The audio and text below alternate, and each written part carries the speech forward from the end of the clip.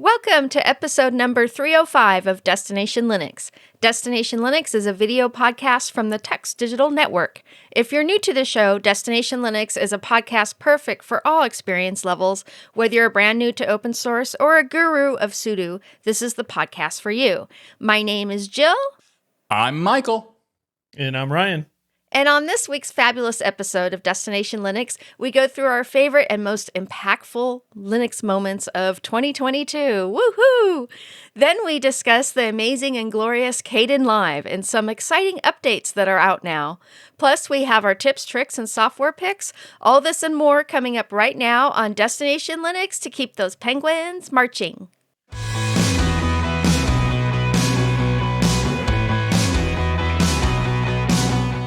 This week, our community feedback comes from Trev. And if you want to send in your own feedback, go to tuxdigital.com. That's TUX, tuxdigital.com/contact to get in touch with us, or join the Tux Digital community forum by going to tuxdigital.com and clicking on the forum link at the top of the page.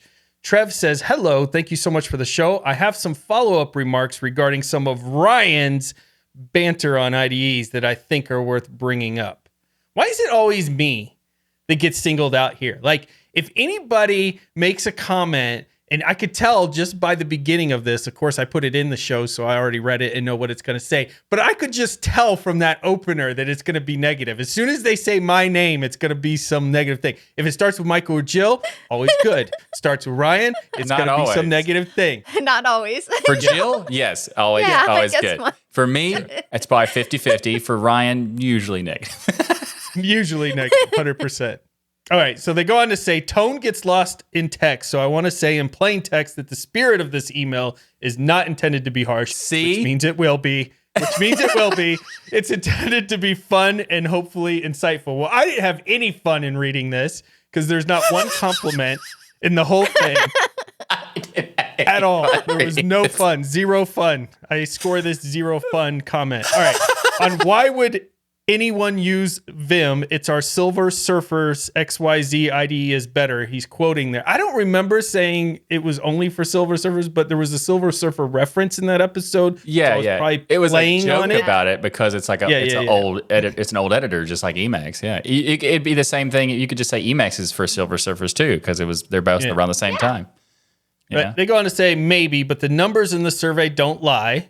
Which is true. The survey showed that it was like second or third most popular. There are many young people enjoying Vim, especially NeoVim, as it's become fully extendable through the JIT compiled magic of Lua. It's like you're speaking another language there.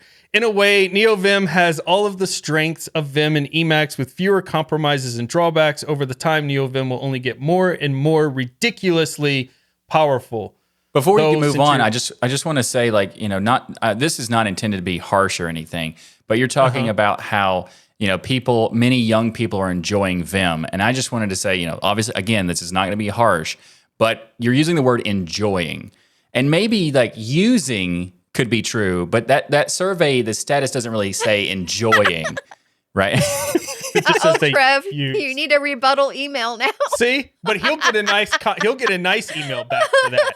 I made it very clear I wasn't being harsh. I was just making a joke and being fun. That's it. Yeah. Well, they come back to say they challenge me, which that's your fatal mistake, sir.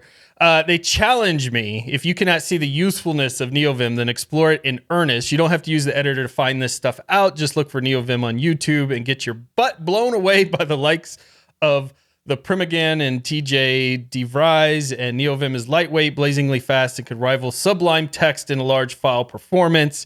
I agree, because it's Sublime's literally best. just text, and there's really nothing there for it to support. So, I mean, by nature, there's no GUI.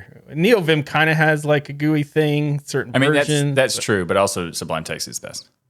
Yeah. Continue. Speaking of the Muffin Man editor Sublime, shame on you for criticizing licensing fees that don't suck in a day and age where everything is starting to cost $5 to $20 a month to use. I think it's ideal that Sublime could ask a one-time fee for a major release that demands nothing more in exchange for a premium editor experience. Where's the fun in this exchange here? I'm waiting for the fun part.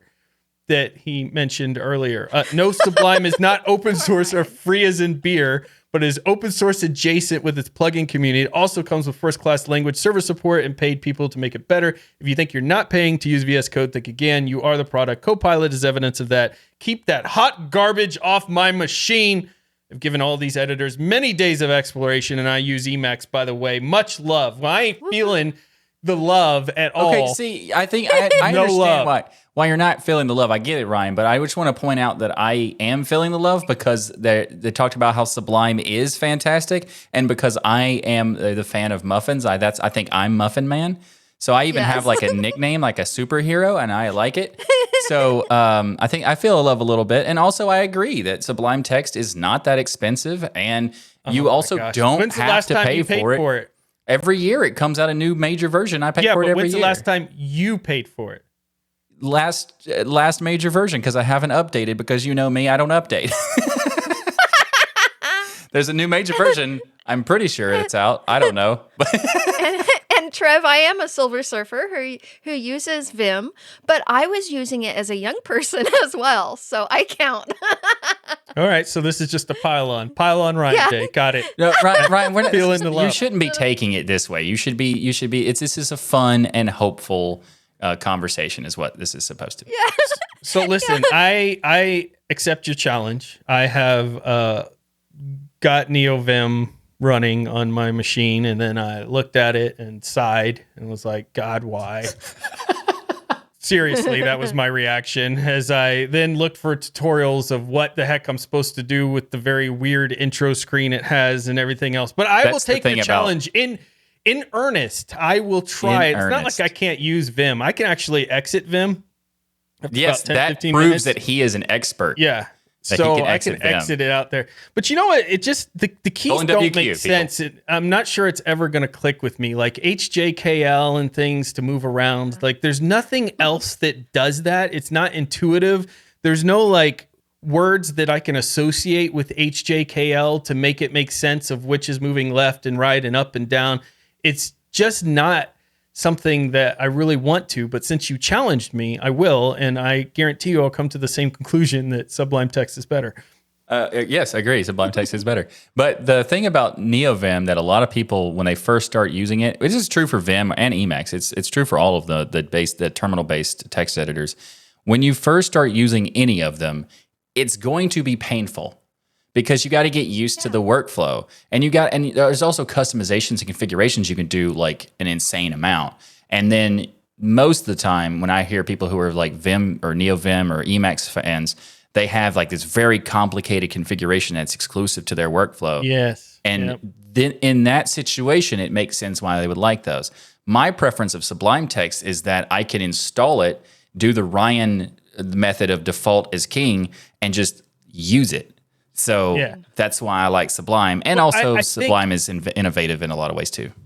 I love i3WM, and you have to love i3WM is the same thing. You can't just get it out of the box and go, this is great, because it's not. You have to go in there and customize all the shortcuts and spend all your time with it and put all this effort in. And that's the challenge that Trev here in his very insightful and happy, fun email sent to me. That was not harsh. Yeah. That was not harsh. And I will accept the challenge. I will go in there and configure NeoVim and see if I can find some love for it. And we'll see what happens. But seriously, in all seriousness, it was a good email. I appreciate you sending that. And you're using my own advice against me, which is I tell people, hey, you have to really try something and get into it. And then even after you have, years later, go back and try it again, because you never know. Things change a lot. So I will give it a good try, and we'll see how good it is. Why are you laughing, Jill? Because I was going to thank Trev. Don't thank him. His email is so beautifully written, especially since he threw Ryan under the bus. Wow. Savage. Ryan? Jill did that, Michael. Jill. Well, Ryan, don't worry about it. That was not a harsh comment at all. What if Jill is Trev? What if that's Undercover? her email? She sure is complimenting it a lot. Jill's undercover? Yeah, it could be. Could be. Unbelievable. So Ryan, you know what you could do if you start using NeoVim? you could actually install that on a server in the cloud and be able to log in and start working on your server directly and have all your configurations. And if you are looking for a cloud platform to use to do that, you could check out DigitalOcean. This episode of Destination Linux is brought to you by DigitalOcean, and you can get started by going to do.co/tux2022.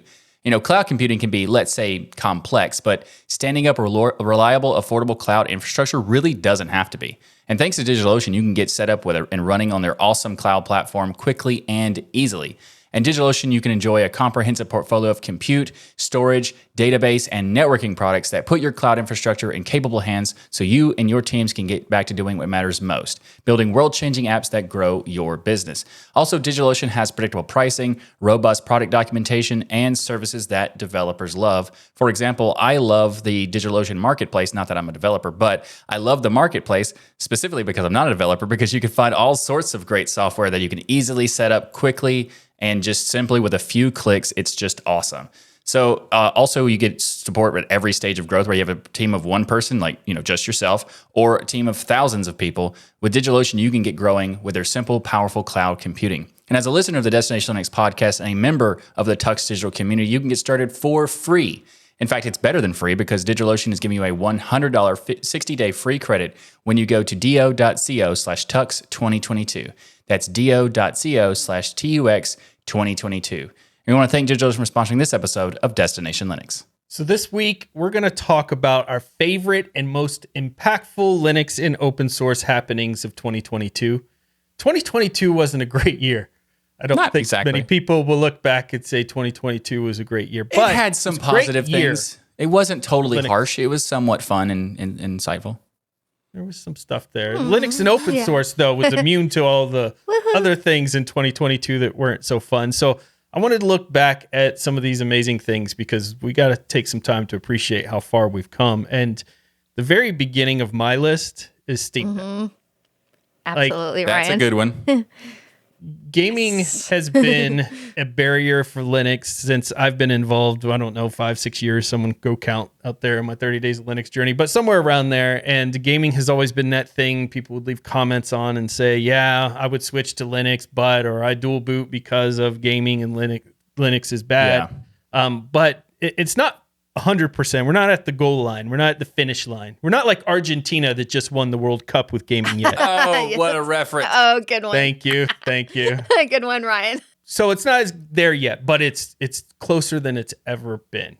And the Steam Deck really, to me, kind of created this whole new mindset on Linux in the gaming world, in that it can not only game, it could game really well. And somebody out there, Valve, and all the work Code Weavers and everyone's done, was able to take this and put it into a gaming system that was just, when we were at scale, one of the most popular things at the booth. Everybody wanted to come up and get their hands on it and check this out. It was not only exciting for Linux people, but it was exciting for people who weren't even in Linux.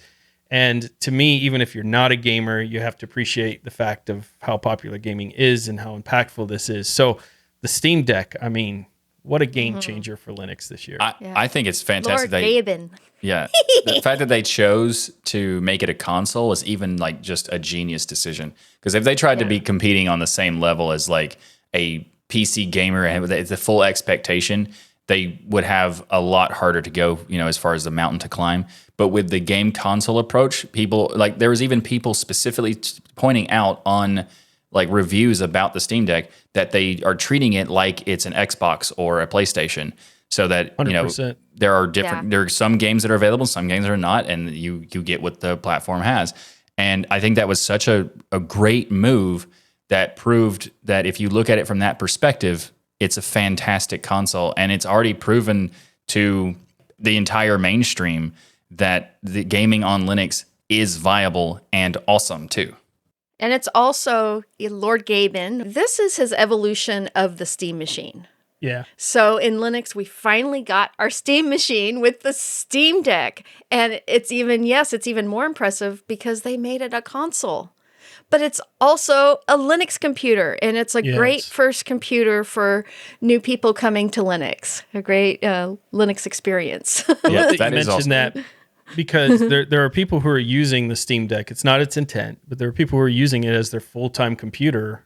And they're not only utilizing it as a computer for offline stuff, but they're even streaming from these things and doing stuff like that.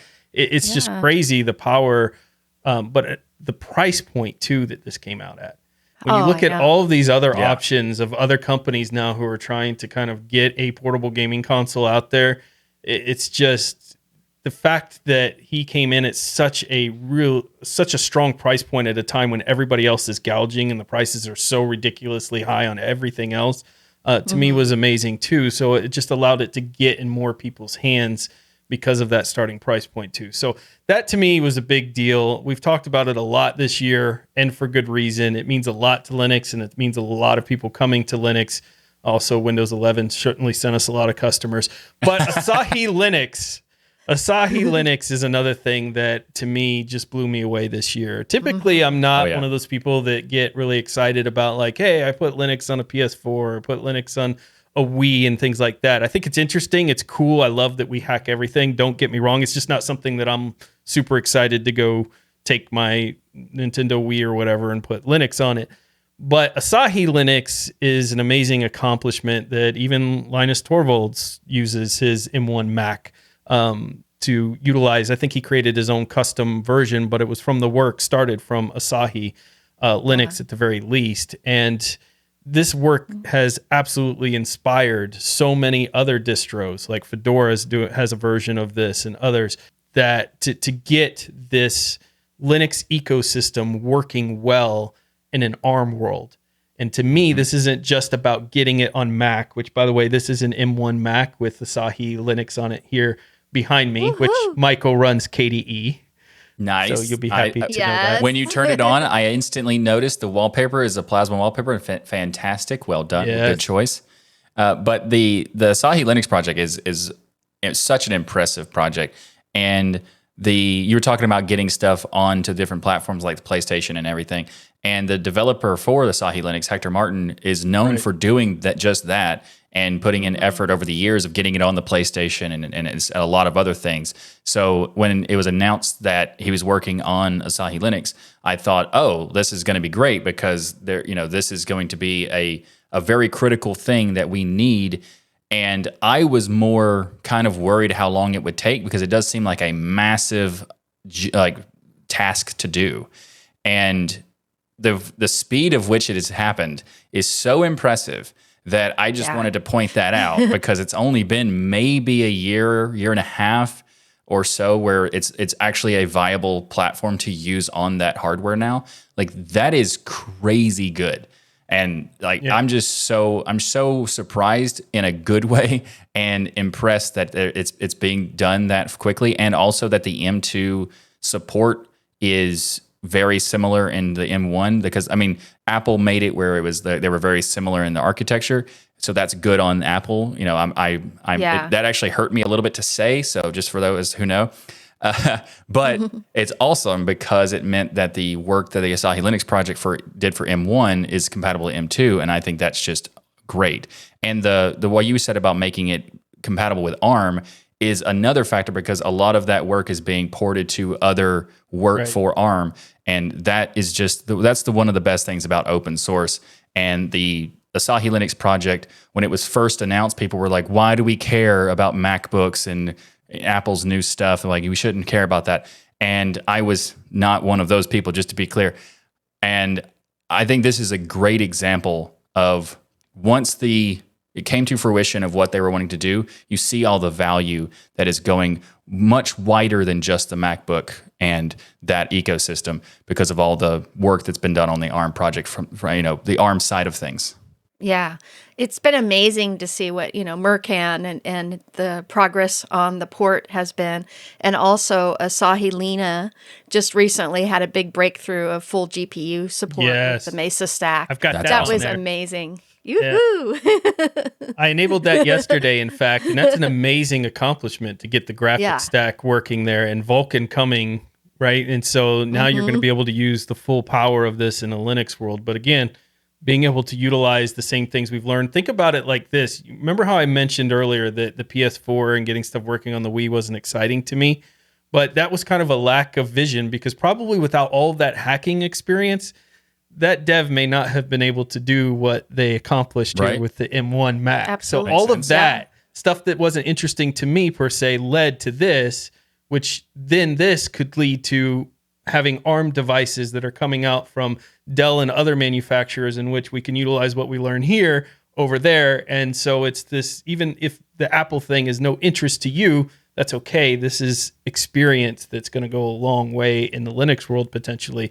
And I think that's cool. Even though Apple kind of does have its own, versioning and weird changes and things they make, Yeah. there's still a lot they're learning there, getting all that stuff enabled that they could use down the road. So I've just been so impressed with it. I was blown away with the installer.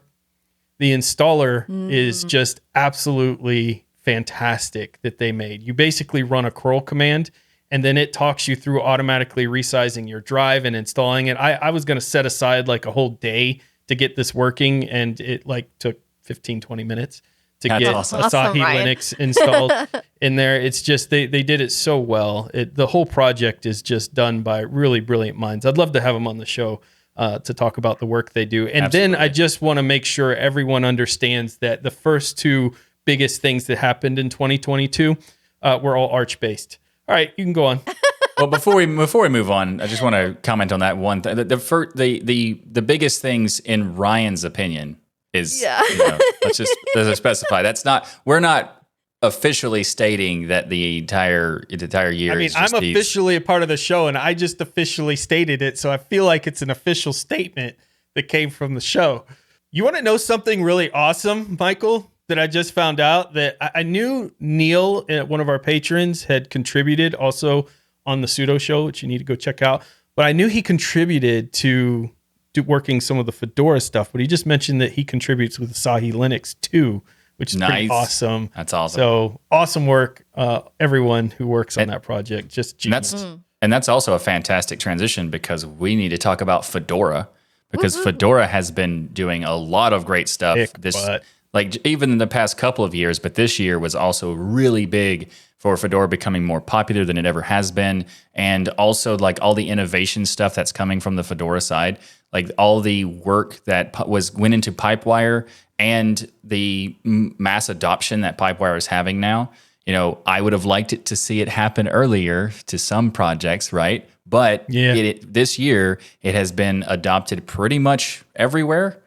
Like all the ones that I would want to have Pipewire now have it by default.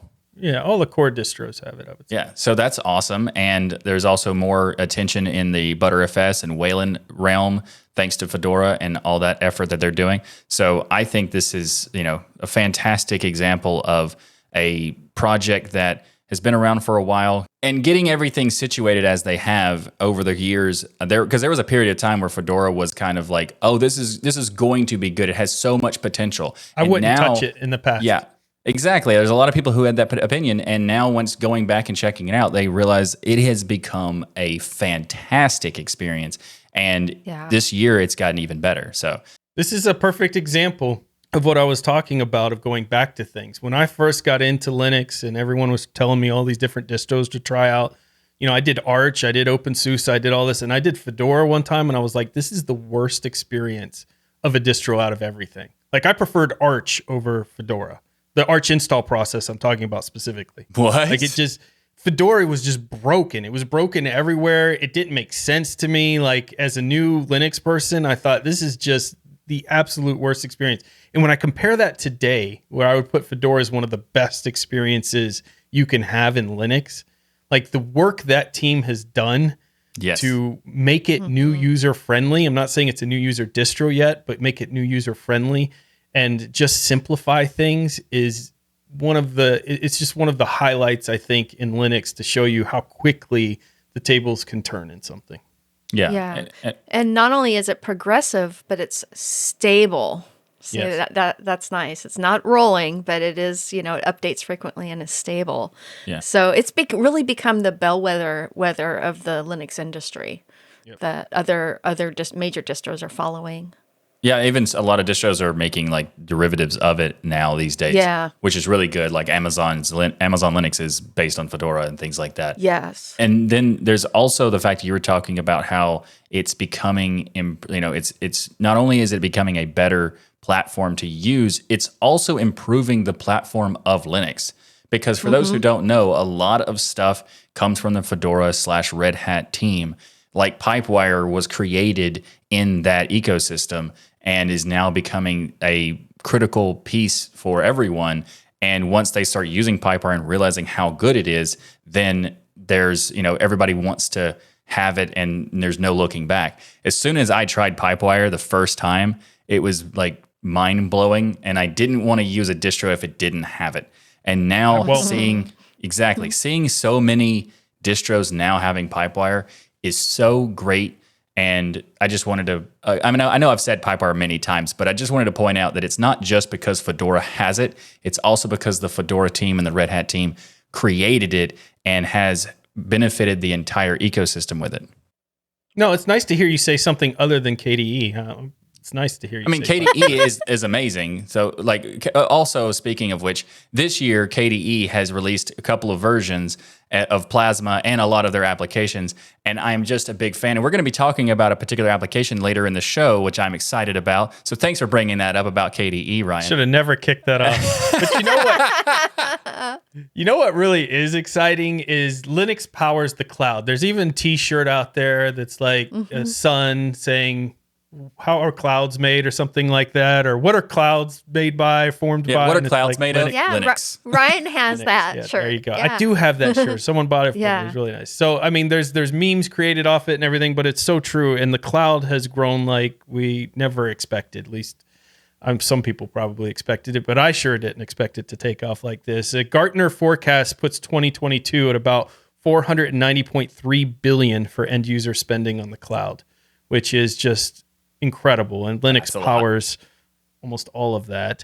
And then they're forecasting it will be 591 billion. So from 490 to 591 billion in 2023. If you think how fast the cloud has gotten to that number, it's quite amazing. And it's why Amazon and Microsoft and everybody, why Microsoft suddenly loves Linux. It's why everybody is so on board this cloud train, because there's just so much money there. Interesting question. Did you expect, I put rankings in here, the rankings of the biggest cloud services by revenue. Did you expect Amazon to be at the very tippity top there? I did, they're kind of yes. king. Yeah. Well, Amazon has there are certain things where for some people, Amazon is a terrible choice because of depending on how much traffic you have. And there's a lot of services in the cloud that offer benefits of predictable pricing. And you can expect to see the price that you are trying to, you're not going to be shocked by the bill. And so Amazon has that shocking thing sometimes for some people, depending on how they use it. But it's also a really well-structured service that if it can power Amazon's stuff, then it's probably pretty good, right? So Yeah. I'm not surprised that a lot of people look at it in that perspective. Yeah. I am surprised that Microsoft Azure is number 2, though. I was just gonna say that because last year it wasn't. It was below even Google Cloud, and now it's surpassed Google Cloud and IBM. Pretty impressive. I also think it's hilarious that Microsoft Azure is powered by 60-70% Linux. Yeah. Yes. Yeah. Why not it's still use Linux. Windows? I don't understand. Use Windows. This is fantastic. IBM Cloud is 21.7 billion. Google Cloud at 19.2, according to this study. I'm sure there are others out there. I'm surprised Google's not a little higher.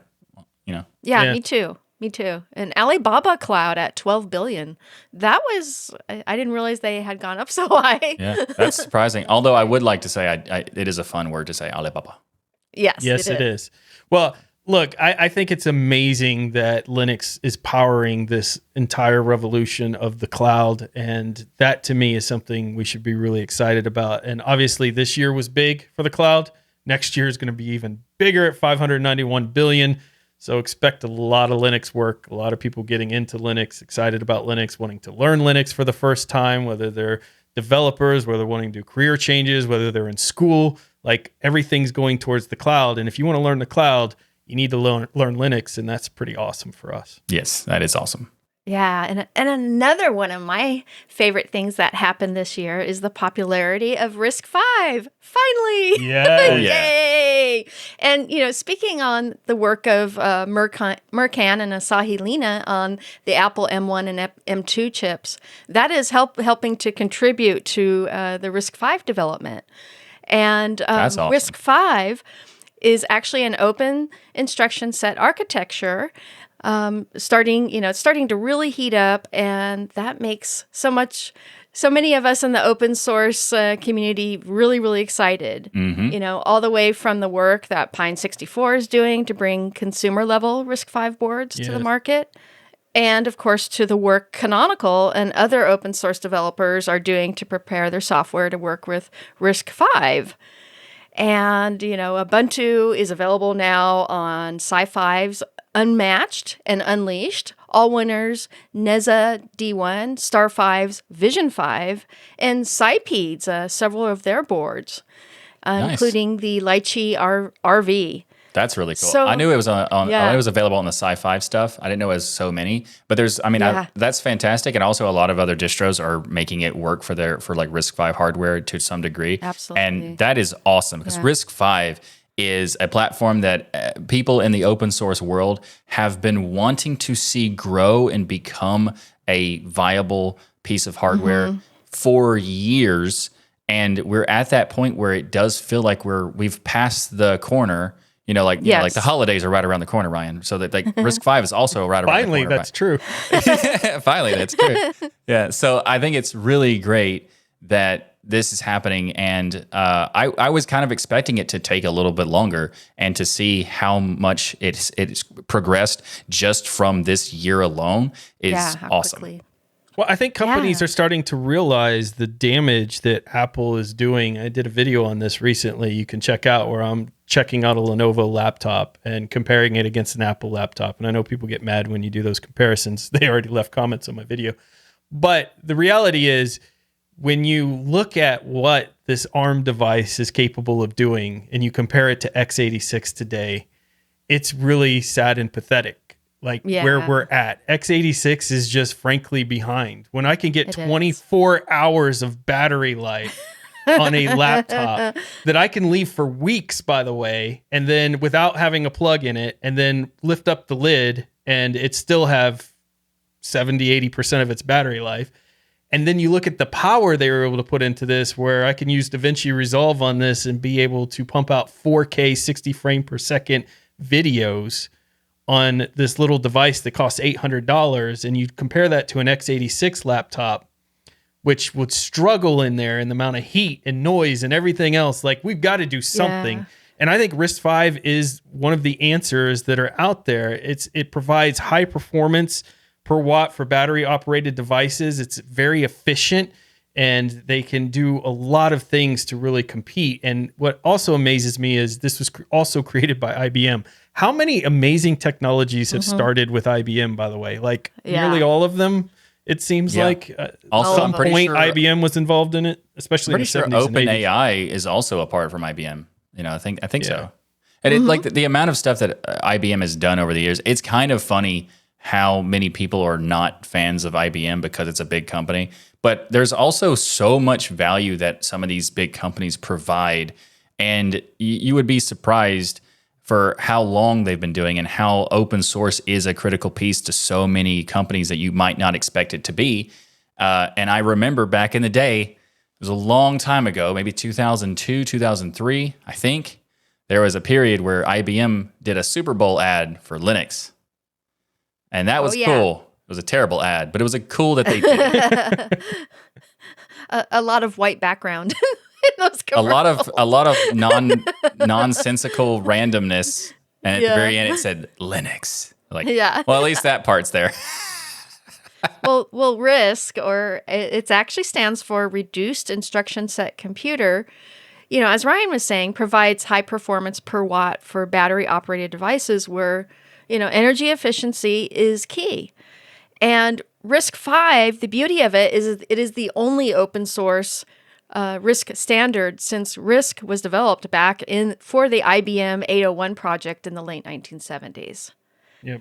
They were used in SPARC systems, IBM Power, the DEC Alpha, and Power PCs, to name a few, and all of which are represented in my computer hardware museum. Of course they are, Jill. Of course they It's are. like, and I have them all.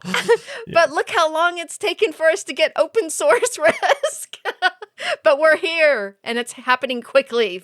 The amount of companies that have signed up for this to be involved in it too is very, very impressive. All the big name tech companies are putting some resources towards this, which is going to help its development tremendously. And I think that something needs to be done to really compete. Microsoft, by the way, released their Windows ARM device recently to compete with Apple using Snapdragon. And if you watch the videos, it is exactly what you would expect, a complete and utter disaster, a stuttery, slow mess of an ARM device. And that just shows you how far behind they are in comparison. And this type of thing is what could really set the stage to be more fair, I guess. And if they're running Windows on that ARM device that you said, like, it's going to be an awful experience. Like we all knew. I mean, as soon as I saw the video title, I was like, it's going to be crap. And sure enough, it was. I mean, not to say that Windows is a terrible operating system. It is. It is absolutely a terrible operating system. But it's also very heavy. So putting it on ARM is just laughable at this point. For those who are not sure why we were, amused by it. And I'm not saying that you shouldn't use Windows just because it's terrible. I mean, if you want to use it, that's fine. But just know that it is terrible. By the way, that's Did I make that Michael, not clear? me. So if you want to send your emails that are mad at somebody, that would be Michael you would send that I don't to. think I'm going to get any harsh comments about that. Yeah, maybe. So another wonderful thing in Linux that happened this year, and this is personal to us, the crew of Destination Linux, is that we all went to the Southern California Linux Expo, or Scale 19X.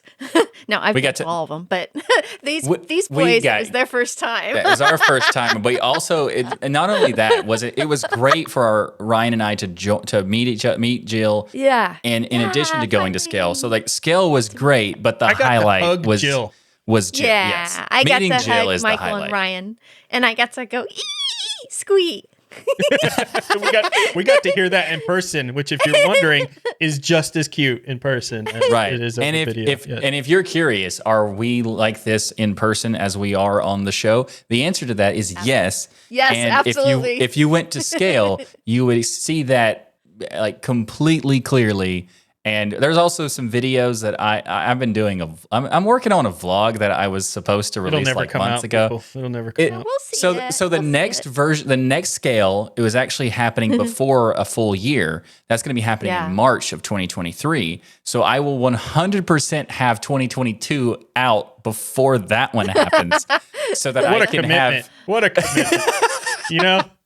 You're just a diehard. This way, we want to show all the patrons how much fun we had and why they need to come and join us at Scale. Yeah. In the first week of March for Scale 20X.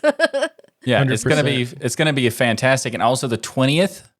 That's a big deal for Scale, so that was awesome. I'm looking forward to that, and also looking forward to seeing Jill again. Obviously. Yay, I get to see Michael and Ryan.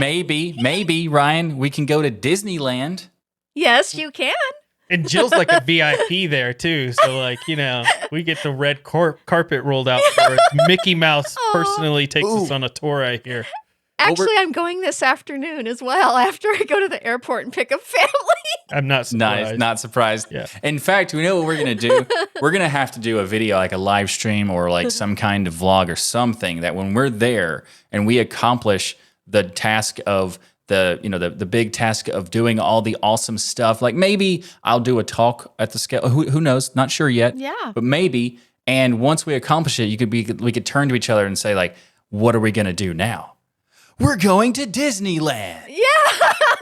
It'd be the first time we could say that and it'd be true.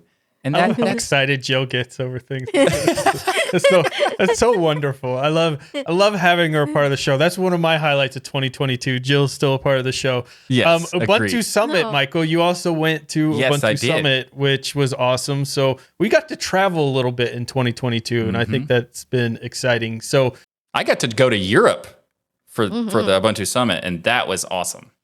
yeah, we all started running Ubuntu. Slovakia, beautiful. Prague. Yes. Yeah, I went to Prague. It was great. It was a really fun experience. The Ubuntu Summit was really interesting, and I even got to interview Mark Shuttleworth, which was amazing.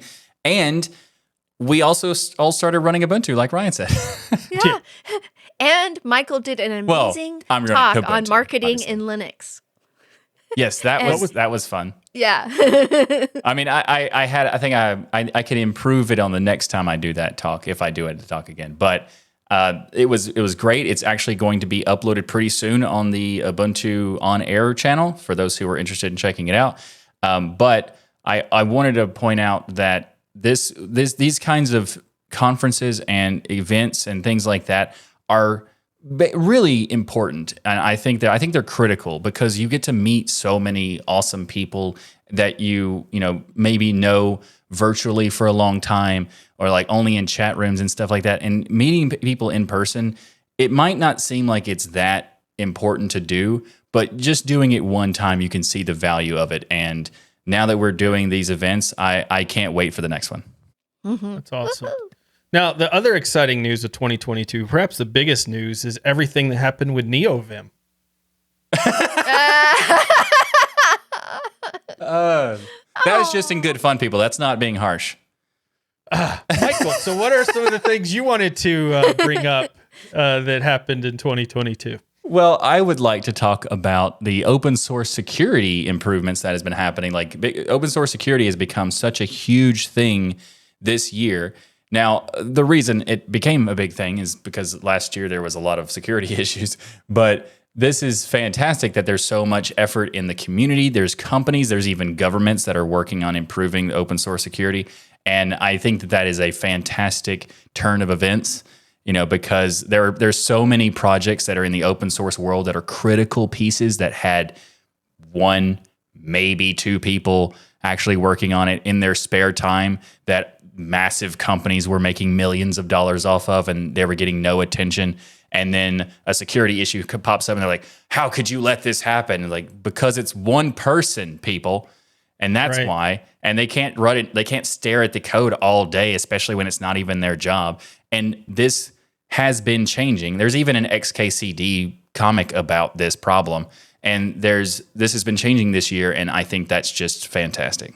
I agree. It's really important. I don't think security itself has improved yet, but just the awareness. I mean, The it has effort. improved. Right. But I'm the saying effort the and effort. awareness is there. The Because fact that it's security is becoming just, important. Yeah. it's been a disaster for everywhere because the amount of just hacks and the complexity of the hacks and things has been just unparalleled. But the fact that we are having these conversations in the Linux community and trying to solve them is a very important step, and in some cases are solving them. There's so many great things.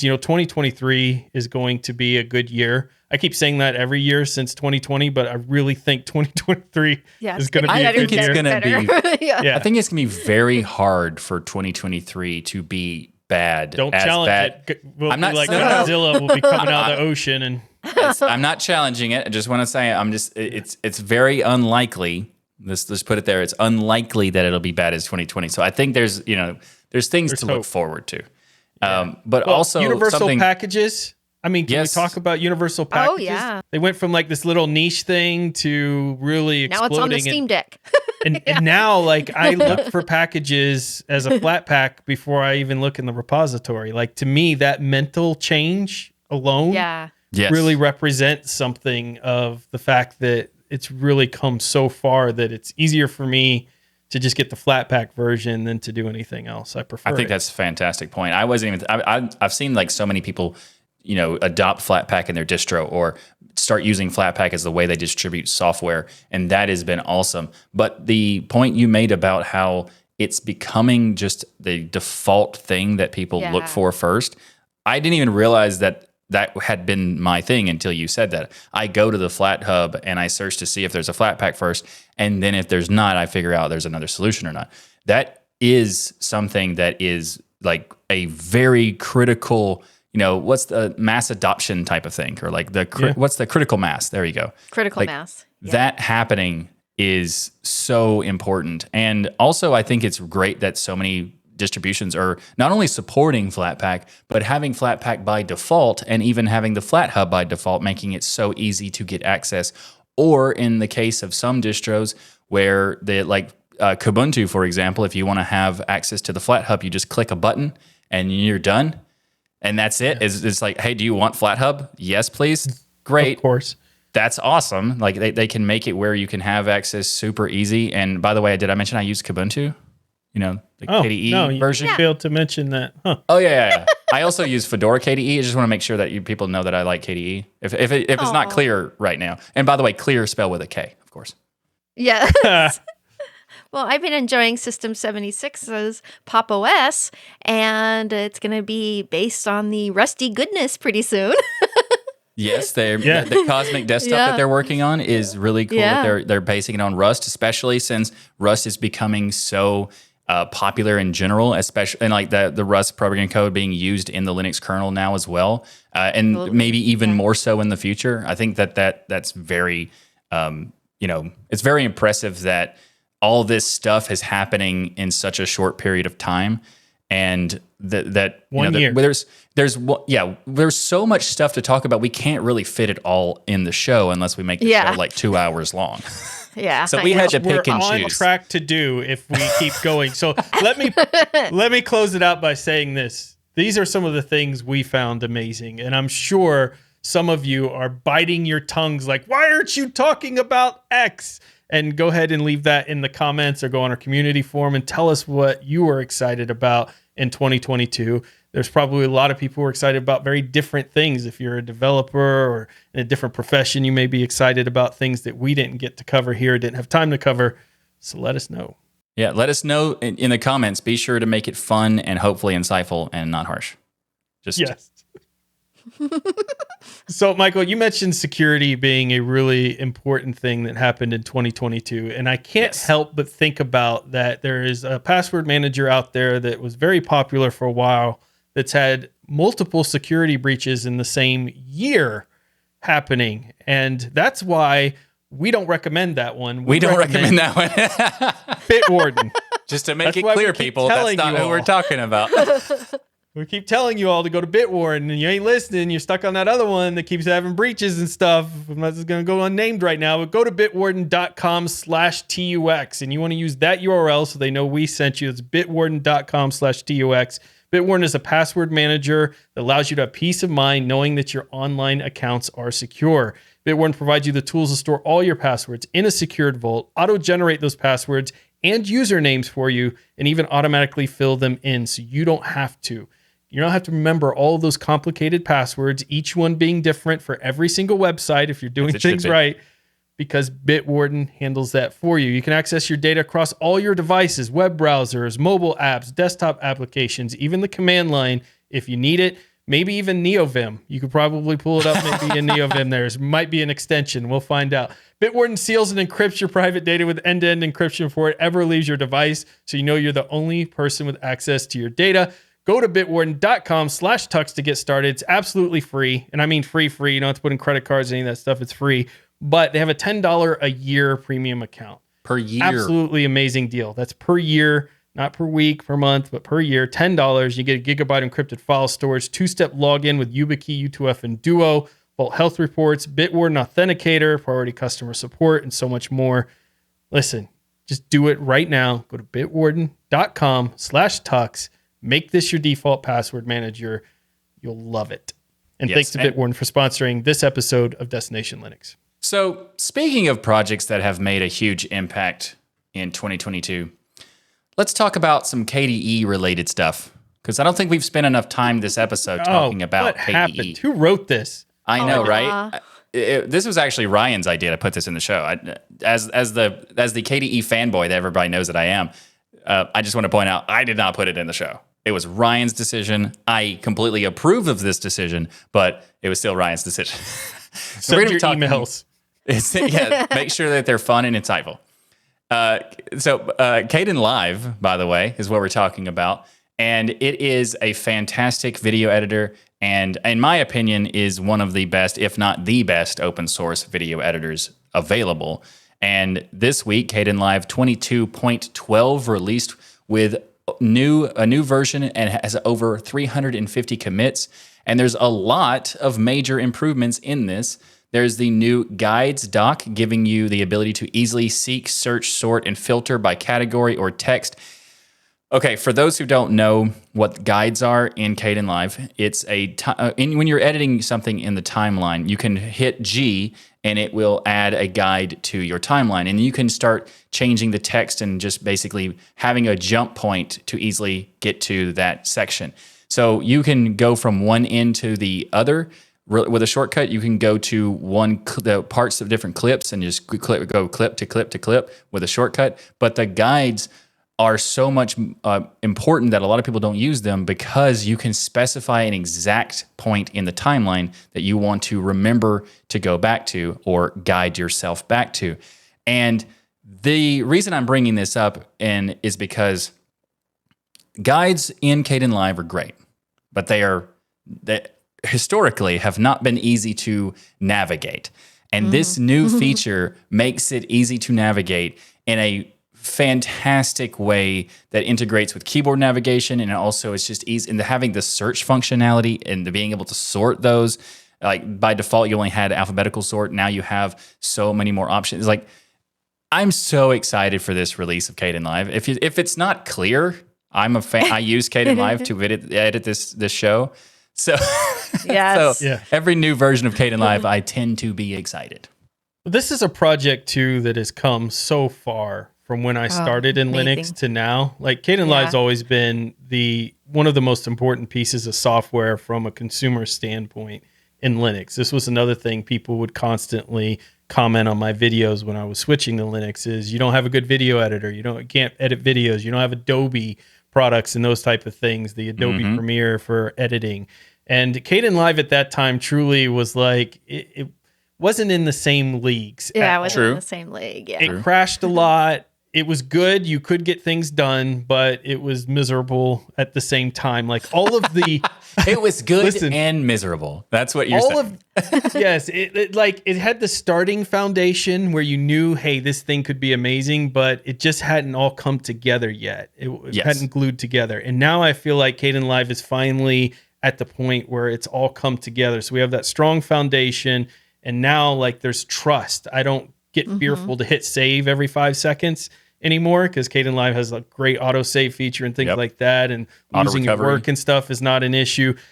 So they've fixed some of the major problems that were holding people back. And then when you look at 350 commits and the amount of people working on this project and how important it is for the open source ecosystem to have a project like this. Now, is it at DaVinci Resolve level or Adobe Premiere? No. But it's free and open source, and it's really good enough for almost 90% of what most people do with a video editor out there. And that's kind of amazing that we have that. It's a very impressive application for the amount of work it's been done over the years. And you're talking about like a few years ago, it was kind of unstable, and a lot of people would criticize it about that. And they fixed it with the audio recovery and all that sort of stuff. And they also made it more stable on top of that. And what you're saying about the whole comparison to the pro level video editors, I agree that there are certain things that Kdenlive can't do that those can do, but I would put it at least a prosumer level. Like it's maybe not. I agree with that. Yeah, it's not maybe at that tier, but it's pretty good for what it offers. And it's getting closer and closer with every version. These things they're adding in, like effects, are some of the big things that you would say is different in an Adobe Premiere environment or a DaVinci Resolve environment that you don't have as much of in Kdenlive, but that's changing, right? They've got audio level visualization filters, audio spectrum filters, audio wave filters that are now keyframeable. Those become really important with effects. It's not just having the effects, but being able to control those effects. And then they fixed a bunch of effects in there that were broken, because that could be frustrating. Kdenlive, where you see an effect you want, you put it on there, it doesn't work right. And then on top of that, They also put some automation in place so that they can detect if they have filters that will be broken in new versions going forward. Which fantastic. Is an awesome thing, so that you don't keep having that cycle of 1 minute you're using these 5 filters for most of your videos, and then a new version comes out and one of those 5 is broken. You're going to have less of that because of some automation testing that they're doing. So I love seeing that in the release notes as well. Yeah, there's so many great features. I've been really excited because really in this last about year and a half, I've been able to recommend Kdenlive for my students. You know, I sometimes get students that can't afford Adobe Premiere and can't afford, you know, the other proprietary programs out there. But at least now, you know, they can do their editing of their animations with Kdenlive and have the features that we expect, even though, you know, maybe not quite as many, but at least now I can have my students use the software because it has become prosumer. It really has. Yeah. It's not DaVinci Resolve, it's not Adobe Premiere and Final Cut yet, but yeah, it is inching closer and closer. And one of the new features that I was excited about, it seems small, but it's actually a big deal, is that Kdenlive now has the ability to copy and paste keyframes. So you can manipulate and move your keyframes easily using Control-C and Control-V shortcuts, which is something that we have in every other industry standard editing software. So you could copy and paste keyframes before. This version just makes it so much easier to do. Yeah. And that's why it's important to point out, like, they're adding stuff that's user-friendly value and more intuitive things. And I also wanted to say a thing. I mean, it sounds like I'm an apologist for KDE, but I want to say this about Kdenlive because it is a fantastic editor, and a lot of people have comments about, it was unstable in the past. It's been fantastic for a very long time in stability, but I also want to point out that Premiere Pro is one of the most buggy, unstable things that's ever been created lately. Yeah. And when people talk about how good it is and how it's like an industry standard, that's because it's been around for a long time. It's got certain features that people want and that sort of thing. But when it comes to stability, Premiere Pro is not an example that anyone who uses it would ever give a comparison for. I know, especially these last couple years. Ugh. Yeah, it's gotten worse somehow. I know.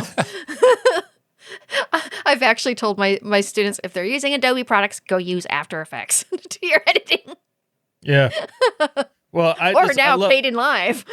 So I love the work that this team continues to do. They're insanely talented. They have this product out there that anybody who wants to get into video editing, whether students or not, maybe they're in a financial situation where they couldn't even afford those products. It's not even an option for them to get Adobe Premiere, or others can now utilize something like this and be able to be the next great filmmaker or documentary maker or other things because of the work that this team does in Kdenlive. So I just absolutely love their faces and thank them for not only this release, but everything they've done with Kdenlive. It's an amazing, amazing product we have in the Linux and open source world.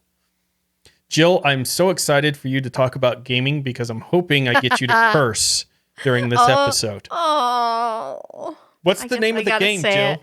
It's called Hell Runner. Yes. Jill, this is a family show, please. How dare you, Jill? How could you? So this week we have an early access first-person platformer called, Hell Runner. While the name might seem devious, like Ryan is, the game itself is just about completing levels as fast as possible using your wits, timing, and lots of luck. So you go through 8 chapters to deliver a necklace to its rightful owner. And you go through each level and try to beat it as fast as you can. And there are 8 levels. And the names are fun. Hell, Underground, Spring, Summer, Fall, Winter, Sky, and Heaven. And each chapter has... That's fun. Hell's fun. Hell's fun. But what's nice is that Heaven is the last level. So you're running out of hell. That's what it's supposed to be. So it's not bad, Ryan. Escaping it. I got you. Yeah, you're trying to get out of it. So each chapter has 9 levels for you to beat. And what's fun about this one is actually Ryan picked a gaming genre I absolutely love. Finally. So, Finally, he picked a game that is actually something Jill wanted Anything to with play. a curse word in it, Jill loves. That's just I see. She no, likes the name likes made me violent up. hell games. I get it. Okay, Yes. got it. Yeah. Yeah. So she probably loves Doom. Assume Yeah, course. I do, but for different reasons. So, That's perfect. I love that Jill So- plays Doom. yeah. That's amazing. Yeah. So I love actually the exhilaration, honestly, of first-person speedrunners, platformers, and parkour games, where if you miss a single step, you fall from a great height. And at least Ryan in Hellrunner, if you fall, you get respawned at the last checkpoint. That is That's nice. something. What's interesting is I picked this game deviously, as you pointed out, Jill, not only Yeah. for its name, but also because I hate everything about these type of games. Like, this is the type of game I'd Yeah. rather go to the dentist and get a filling than play this type of game. It's absolute torture. I can't stand a game that just sits there and tries to make you jump with the perfect timing, or you're going to die because they make it in such a way where you can't see until you jump to die that there actually was something down in that hole that you needed to try to get and jump and bounce off. I can't stand that stuff. It's like sticking pins under my fingernails. Wow. It's almost like real Hades. Yeah. To Yeah. me, it's just exact opposite. I love the feeling of flying and jumping and moving around. And I think that's partly because of growing up, actually jumping off cliffs and diving and doing those kind of things. Only Of course Jill. you did, Jill. Of course you did. Only Jill. Only Jill.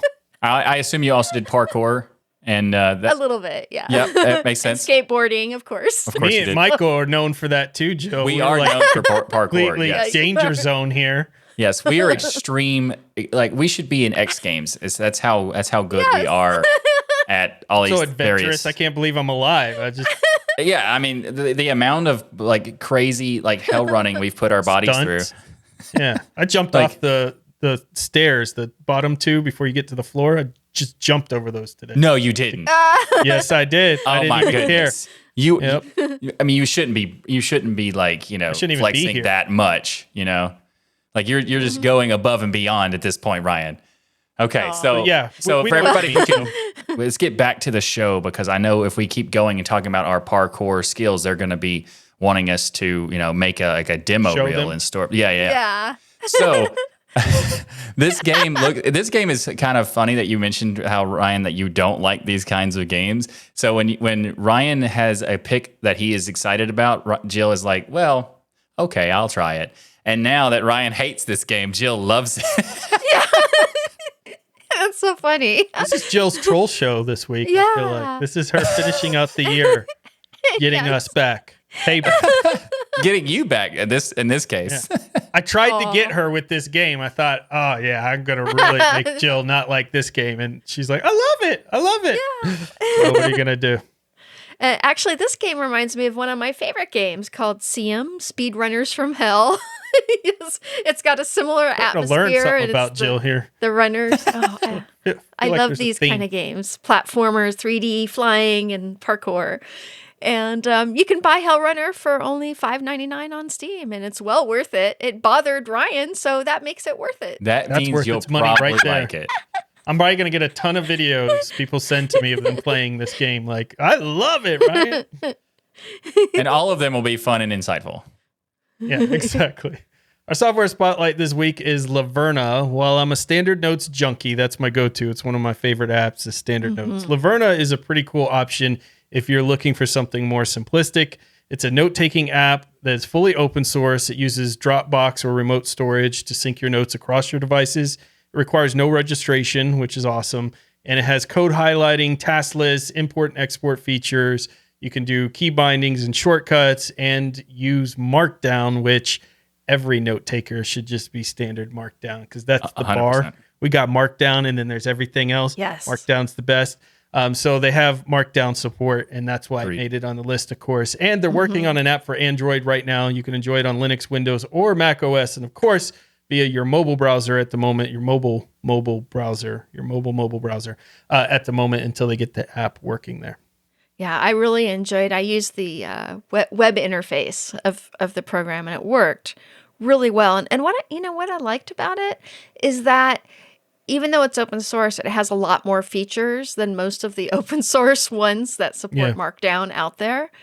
And I love that you don't have to create an account to use it. That's brilliant. You can just import and export your settings and notes, or you can just sync to your Dropbox account, which most everyone has in the tech industry. So it's easy. Unfortunately, yeah, most people do. Yeah.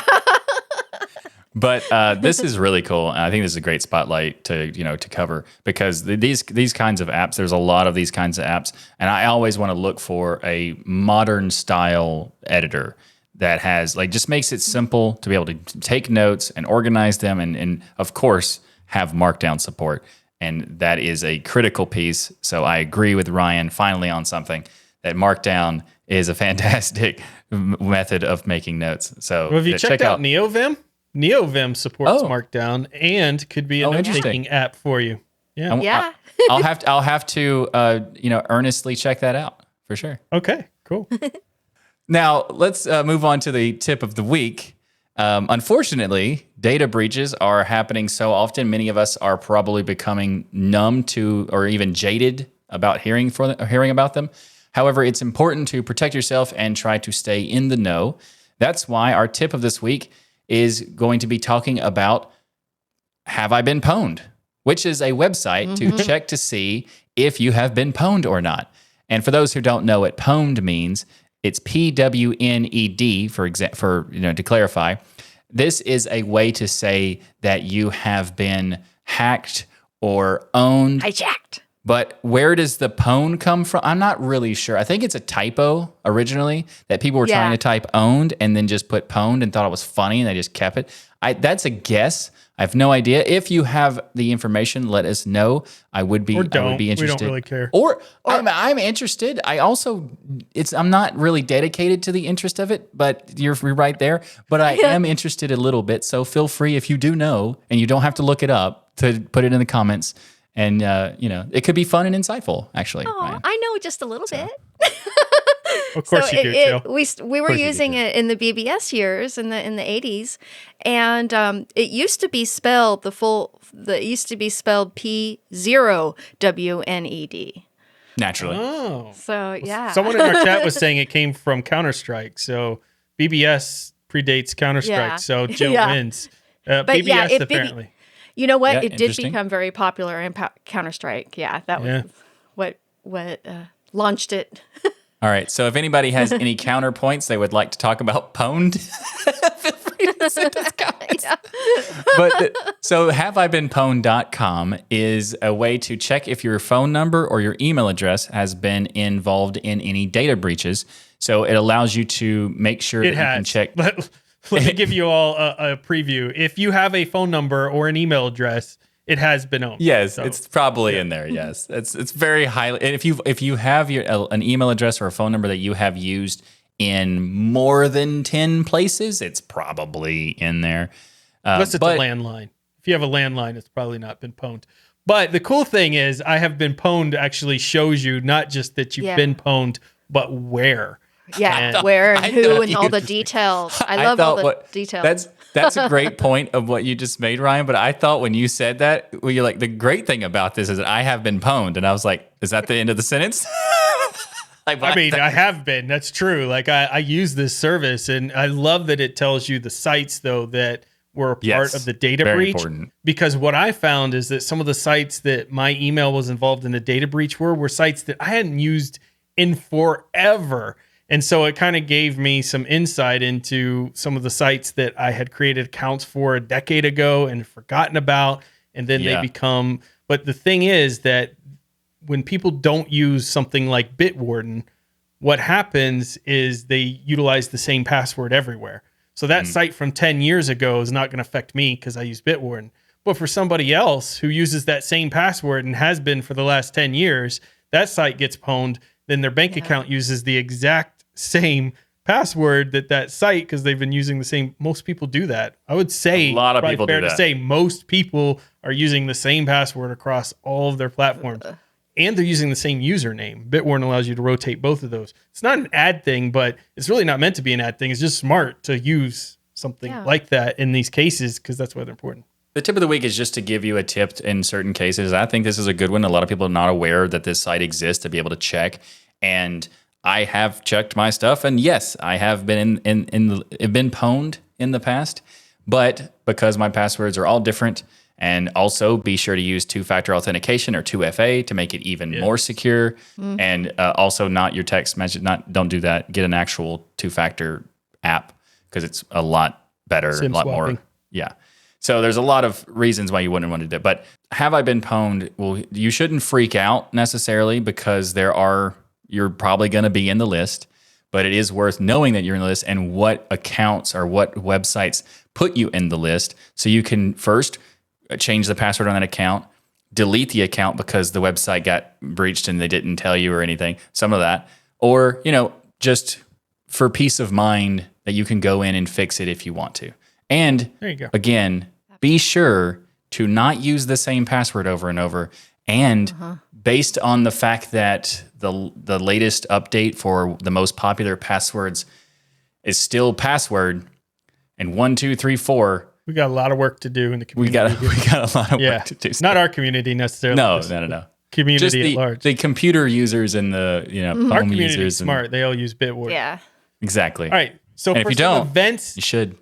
you should.